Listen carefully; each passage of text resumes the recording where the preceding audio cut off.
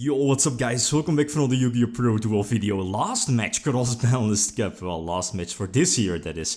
Well yeah, we have two big titans paired up against each other. First of all, we have Invoked Dragun, the recent deck, right, in the Cross-Banlist Cup being 2020, even though it's very early, you know, Master Rule 4 still, but right before Master Rule 5. It's taking on Performages and Pals. The deck has been doing, at least has been, you know, going really strong past couple of games, past couple of matches as well. Obviously, you know, looking at cards like Shockmaster, as I thought as well. So yeah, which deck has the advantage? This has already been a match in this particular tournament, and if I'm not mistaken, Invoked Dragun, or Dragon won that one, but it was a close match. You know, cards, I believe it was due to Maxi, Shockmaster, you know, those powerful cards. That, well, eventually, due to Maxi, that Invoked won that one. But a new match, and the thing is that well, Invoked Dragun or Dragon on this particular moment up until this point has been going undefeated. So let's say if Performages and Pals wins this match, we would play another match, or we have to play another match, because again, like any other deck, a deck that loses once will, you know, like in normal circumstances, will move on to the left side of the bracket, the losers bracket. But here in this case, you know, you have to give Invoked Dragon that extra chance, right, to potentially win the entire thing. So the first tool, and long story short, again, Performages and Pals is going first. I believe he let me go first. Yeah, I mean, looking at the deck, Mind Control, Pankratops, you know, those cards.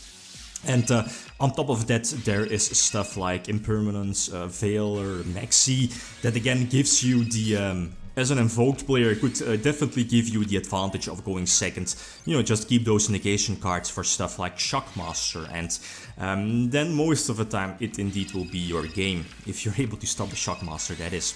So going second here, and well, the thing is that if I would be able to pick, I would definitely go first, because again, I don't want to, you know, take on this particular field, even though I side deck in stuff like Swords of Concealing Light to shut down or force out the Dragoon. That's most important. But again, like going second, you're just facing hand traps, traps as well, in case of Impermanence here, and the potential on-field negation like Makaba or Dragoon. So I definitely want to go first. But going second struggles, but you know, hand traps are always there. So if I can choose, I would definitely go first. But yeah, post side deck as well. But yeah, anyway, this time again going second. Okay, but I think the only card that I side-decked in were the Swords of Concealing Light. Not sure if there were any cards I side-decked in as well. But yeah, what I was about to say was, okay, let's say if I'm going second, a very powerful card that I should be aiming towards to, like pretty much like always, is Azathoth. You know, like... the deck has a couple of ways to get up two monsters, obviously the normal summon, like normal summon Joker to potentially search Monkey Board, and then I need another monster, and that could be Head Trigger, that could be Clash of Draco Rivals, that could give me the another level 4 on the field. There are other ways, Luster Pendulum for Flash Fire, you know, again, all to go for Azathoth. At the same time, Azathoth, as you know, doesn't trigger when it hits the board, so your opponent can't like chain Makaba or chain Dragoon or chain Impermanence as soon as Azathoth hits the board.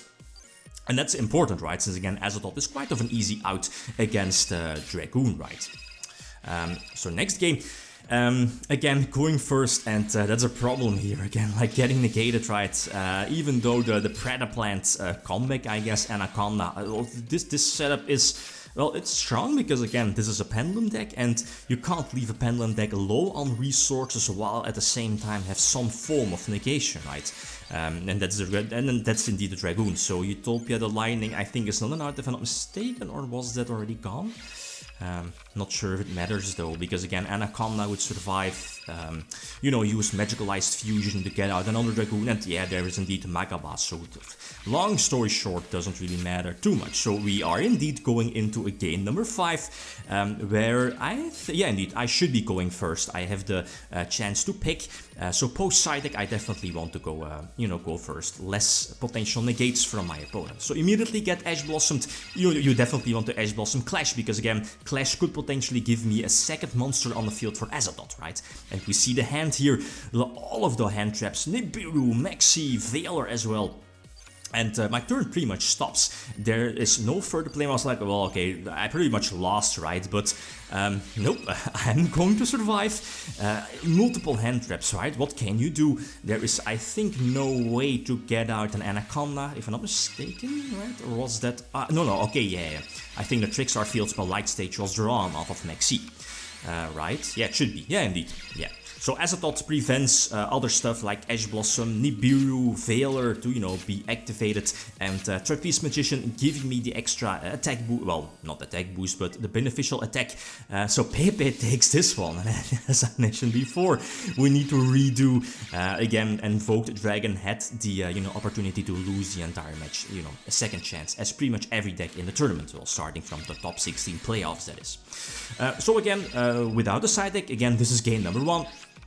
Going first, again, Invoked definitely wants to go second with those mind controls, with potential Super Poly as well. No Nibiru side decked, but yeah, and this was something what I was fearing, is the Impermanence. Oh yeah, well, no Azathoth, so I don't think there was the opportunity to go for Azathoth first, but yeah, Azathoth does not negate Impermanence, so this is a problem. If Shockmaster is negated, especially after the Laval chain, even though, okay, I have Maxi, I can get a couple of draws off. The thing is that I don't think I can draw any potential hand traps that could save me. Okay, Damage Juggler is there, but there is Makaba, there is Dragun that can negate, you know, both Veiler and Juggler, so that's a problem. So game number 2, I go first, and immediately my Joker gets negated, and I was like, well, okay, what can I do? But Maxi, okay, Maxi is still there, Veiler is still there, and I am forced to use Veiler on, you know, on Alistair, again, prevent the surge, the invocation.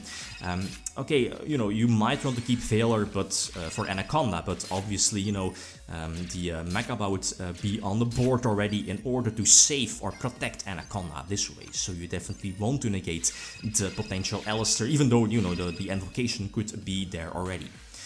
So again, long story short, I'm able to force out Dragun, not sure with which card that was it with Master Pendulum? I think so.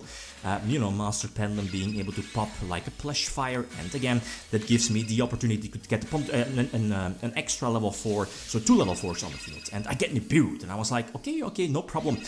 Still have my normal summon, still have Juggler, the potential Pot of Greed here with Geek Turtle, Lizard Draw, and I draw Swords. Okay, that's strong, so I can get in some damage, and with Rafflesia, my only target is Time Space.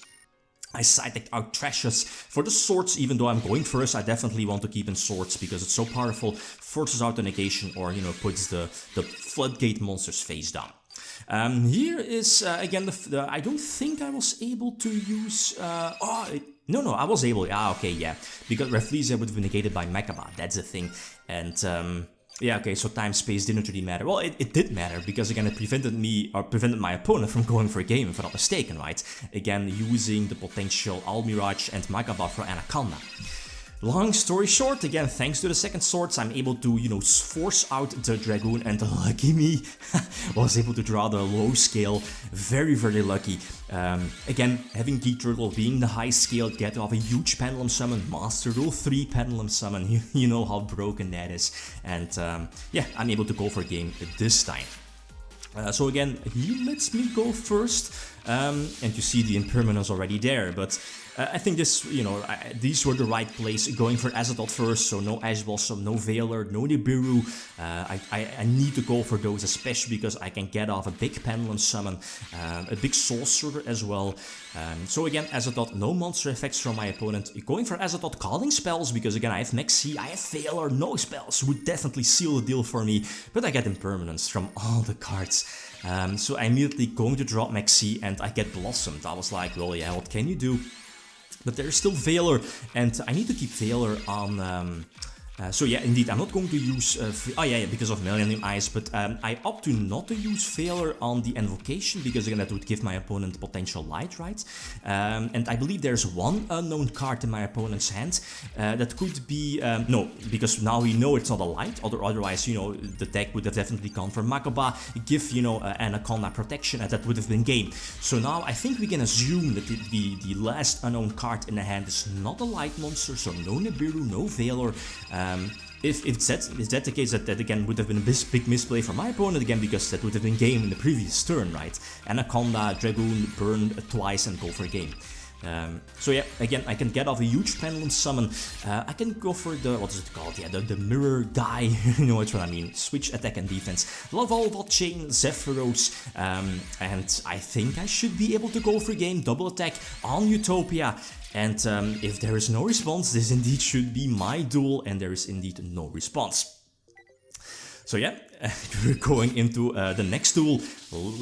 Yeah, indeed, yeah, what's it called? The Millennium Ice, yeah, that was something I was about to say. And even though it's not that strong of an opening field, it's okay. You have the one negation here, and I'm definitely going to chain MVP Wavering Ice to the Typhoon. That's going to force out Dragun again, prevent me from getting out another level 4 for Azathoth. And the thing is that the deck was, he